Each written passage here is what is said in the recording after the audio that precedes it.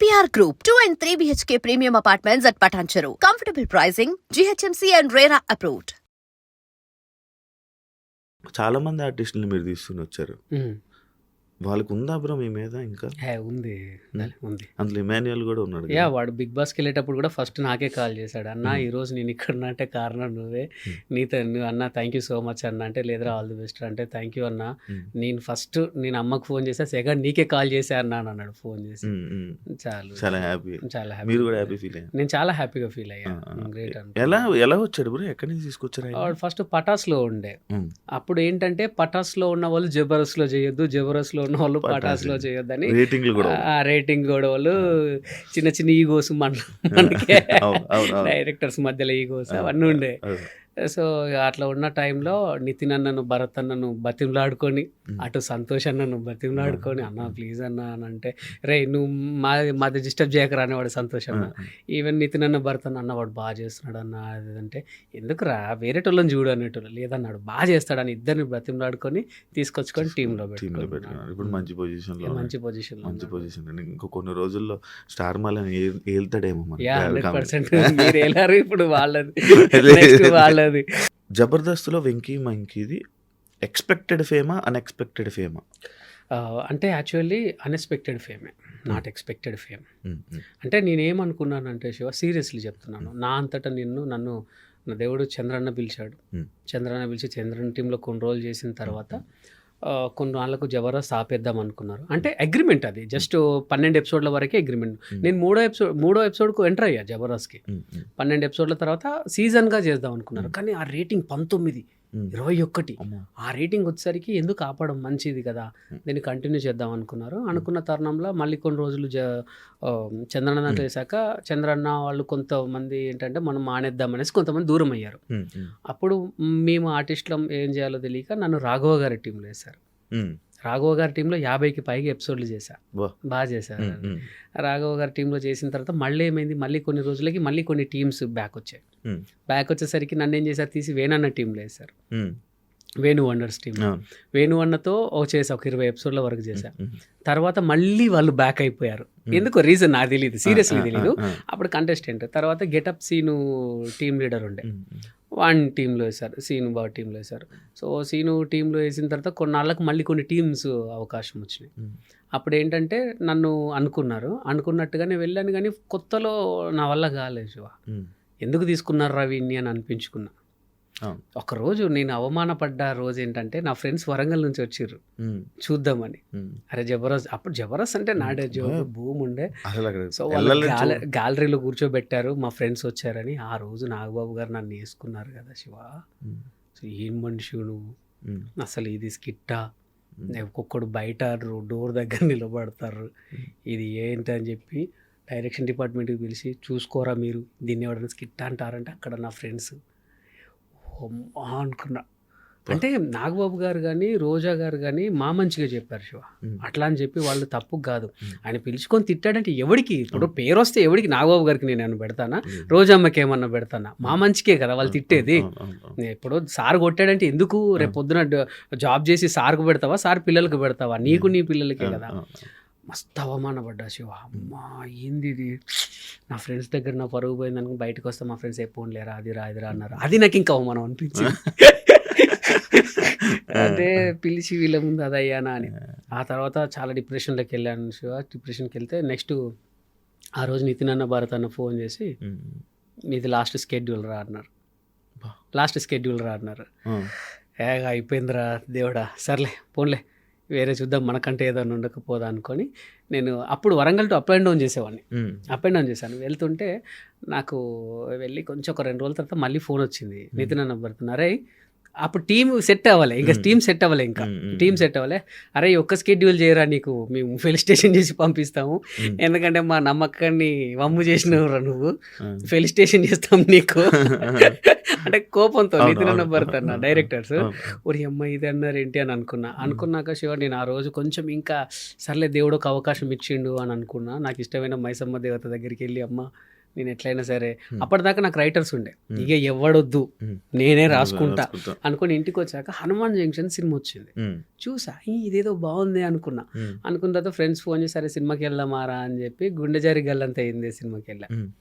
అందులో చూసా ఇది ఏంటి, ఇది మిస్గైడ్ కామెడీ అనుకున్నా, అంటే అది కన్ఫ్యూజన్ కామెడీ నాకు తెలియదు. ఇదేదో బాగుందే లైన్ అని ఒక 2 లైన్స్ అనుకున్నాను, 2 లైన్స్ అనుకొని నేను నితిన్ అన్న భరత్ అన్నకు చెప్పిన, పర్ఫార్మెన్స్ చేసి చూపించిన. వాళ్ళు నవ్వుకున్నారు బాగా, నవ్వుకొని ఇదే చేయరా అక్కడ అని అన్నారు. అన్న తర్వాత ఫస్ట్ ఎపిసోడ్ ఎక్కాను శివ. ఫస్ట్ ఎపిసోడ్ నాది 6వ వేశారు, అంటే మాకు వరుసగా 6వ వేశారు. నాగబాబు గారు మళ్ళీ పెట్టారా అన్నాడు, ఈయన మళ్ళీ ఉంచారా అంటే బాబు గారు టీం సెట్ అవ్వలేదు అని అంటే చేస్తాడా చేయని అని ఇలా పడుకున్నారు. పడుకొని ఒక 1 minute అయింది శివ, ఇట్లా వచ్చి ఇట్లా కూర్చున్నారు. నాకు అర్థం కాలే, అంటే ఫస్ట్ ట్విస్ట్ ఇచ్చా, ఇట్లా వచ్చి ఇట్లా కూర్చున్నారు. కూర్చొని కొట్టుకుంటున్నావు వర్ష, అది నాకు తెలియని ఎనర్జీ ఇచ్చింది. ఇచ్చిన తర్వాత గుడ్రా వెంకి కిపిడప్ అన్నారు. అమ్మాయి అనుకున్నా, మేడం అన్నది ఇట్లా కష్టపడితే మిమ్మల్ని నేను ఏమన్నాను కదా అని అన్నది. ఇక బయటకు వచ్చిన తర్వాత second episode Shiva, second episode ఏంటంటే ఒకటే గిఫ్ట్ ఎపిసోడ్, నా లైఫ్ను నా రాతను మార్చిన ఎపిసోడ్ అది. ఆ గిఫ్ట్ ఎపిసోడ్ అదేంటంటే, నేను ఆ రోజు మా ఇంట్లో చిన్న సంఘటన జరిగితే అరే ఇదేదో బాగుంది ఏంటంటే, మా అమ్మ నాకు టీ తీసుకొచ్చి ఇచ్చింది. నేను టీ తాగానని మా మిసెస్కి ఇచ్చా. మా మిసెస్ ఏం చేసింది, నాకు ఇది ఏమవుద్దు అని చెప్పి మా వదినకి ఇచ్చింది. మా వదిన తీసుకెళ్ళి మా అన్నకి ఇచ్చింది. మా అన్న ఎప్పుడే బయటికి వెళ్ళి వచ్చినా మా నాన్నకి ఇచ్చిండు. మా నాన్న ఎవరి తెలియనట్టు అరే ఇగో చిన్నోడా తాగరాని తీసుకొచ్చి ఇచ్చిండు. మళ్ళీ నాకే వచ్చింది. నేనే వద్దన్నే మళ్ళీ నువ్వు నాకే తీసుకొచ్చి ఇచ్చినావు అంటే, అగో అవునా నువ్వు వద్దన్నావు అంటే అప్పుడు నవ్వుకున్నాం, ఇది ఏదో బాగుంది అని. జీవన్ మెయిన్ లీడ్ పెట్టి చేశాను శివ. అది 6వ స్కిట్. ఫస్ట్ స్కిట్ బాగా చేశానని అందరికీ తెలిసిన తర్వాత 6వ స్కిట్ ఏంటంటే నెక్స్ట్ మేము విన్నింగ్కి పైకి ఎక్కేసేయాలి. అందరూ టీమ్ లీడర్లు ఉన్నారు, పెద్ద పెద్దోళ్ళు వచ్చారు, ఒక సినిమా ప్రమోషన్ వచ్చింది. అది శివ నా లైఫ్ను మార్చిన. కేకలు, అస్సలు విజిల్స్, నాగబాబు గారు రా అని చెప్పి హక్ చేసుకున్నారు. ఇంకా చాలు, ఇంకా అప్పుడు నుంచి కన్ఫ్యూజన్ డ్రామా వర్కౌట్ అయింది. సో నేను ఫస్ట్ కష్టపడ్డప్పుడు, రైటర్స్ మీద ఆధారపడ్డప్పుడు కాళేశ్వర, నేను ఈవెన్ జబర్దస్త్లోకి సెలెక్ట్ అవుతానని అనుకోలేదు, అన్ఎక్స్పెక్టెడ్గా అయ్యా. అంటే నేను ఒక మిమిక్రీ షో చూసి చంద్రన్న పిలిచారు, టీమ్ లీడర్ అవుతాను అనుకోలేదు, అన్ఎక్స్పెక్టెడ్గా అయ్యా. సరే నీ అమ్మ నా వల్ల అవుతుందా కాదా, ఇక లాస్ట్ డే ఇక బాయ్ బాయ్ చెప్పే టైంకి అన్ఎక్స్పెక్టెడ్ విన్. ఇదంతా ఈవెన్ తీసేసింది కూడా అన్ఎక్స్పెక్టెడ్ కాదు, నార్మల్గా అంటే నేమ్ వచ్చింది, మంచి నేమ్ ఉంది, మంచి ఫన్ చేస్తావని ఉంది. కానీ ఈ కన్ఫ్యూజన్ అనేది కానీ పిల్లలతో కామెడీ చేస్తున్నప్పుడు కూడా నేను కొంచెం అప్పుడప్పుడు కొన్నిసార్లు దించి వీళ్ళ కామెడీ బాగుంది, నీ కామెడీ ఎక్కడ ఉంది అప్పట్లో ఇలాంటి మాట. మరి నీకు అనిపించలేదా ఏదైతే ఏముంది? మంచి క్వశ్చన్ అడిగారు షో. నేను చాలా మంది కూడా నా టీం చూసినప్పుడు జీవన్ బాగా చేస్తున్నాడు, జీవన్ లేకపోతే వెంకి టీం లేదు, జీవన్ చేయబట్టే ఉన్నది అని అన్న టైంలో జీవన్ టీం లీడర్ చేశారు. తర్వాత నా దగ్గర పంచుప్రసాద్ వచ్చాడు. జీవన్ టీం ఏంది జస్ట్ 3 weeksకే కొలాప్స్, కొన్ని రోజులకి కొలాప్స్ అయిపోయింది. బట్ వెంకి టీం అట్లనే. అప్పుడేమన్నా పంచుప్రసాద్ హైలైట్ ఫైన్ అయ్యాడు. అమ్మ పంచుప్రసాద్ చేయబట్టి వెంకి ఉన్నాడు, పంచుప్రసాద్ చేయబట్టి లేకపోతే వెంకి టీం లేదు అన్నారు. తర్వాత పంచుప్రసాద్ టీం లీడర్ వచ్చారు, వాడు కొన్ని రోజులు చేశాడు. తర్వాత ఆరోగ్య కారణాలు ఆ టీం పాపం అది అయిపోయింది ఆరోగ్య కారణాలలో. బట్ వెంకీ ఉన్నాడు. తర్వాత ఇమ్మాన్యుల్ వచ్చాడు. ఇమ్మాన్యుల్ చేయబట్టి వెంకీ టీం ఉంది, ఇమ్మాన్యుల్ చేయబట్టి వెంకీ టీం ఉంది అంటే ఇమ్మాన్యుల్ టీం లీడర్ అయ్యాడు. తర్వాత నా దాంట్లోకి తాగుబోతు రమేష్ అని వచ్చాడు. రమేష్ చేయబట్టి వెంకీ టీం ఉంది, రమేష్ చేయబట్టి అంటే ఇక్కడ అదంతా కాదు, రాసేది నేను, చేపిచ్చేది నేను, నీ నుంచి నాకు ఇది కావాలి, ఇప్పుడు నేనే రాసుకోవాలి, నేనే చేయాలి అంటే అది కరెక్ట్ కాదు. సో నాకు టీం లీడర్ ఉంది శివ.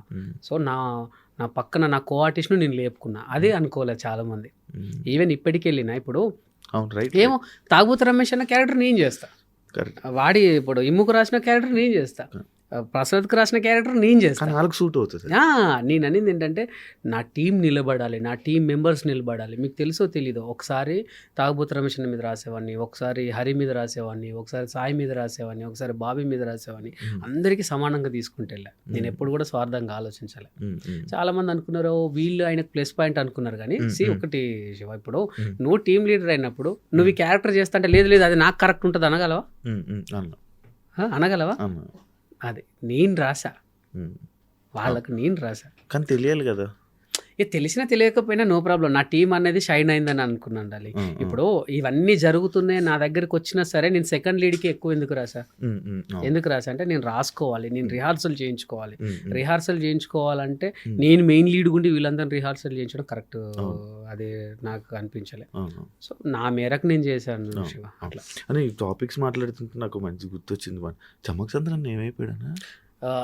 అమ్మో చెప్పచ్చో లేదో తెలీదు. అతి త్వరలో చంద్రన్న ఒక 3 సినిమాల్లో హీరోగా మన ముందుకు రాబోతున్నాడు. బా అవునా?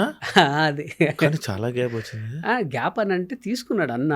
ఏంటంటే ఇప్పుడు నేనున్నాను డార్లింగ్, నా మీద జబర్దస్త్ అన్న ఒక ముద్ర ఉంది. నన్ను ఒక కొత్తగా ఒక విలన్గా చూడాలంటే నేను కొన్ని రోజులు గ్యాప్ ఇవ్వాల్సిందే. ఈవెన్ శివ ఉన్నాడు. ఎప్పుడు చిన్న ఎగ్జాంపుల్ చెప్తాడాలి.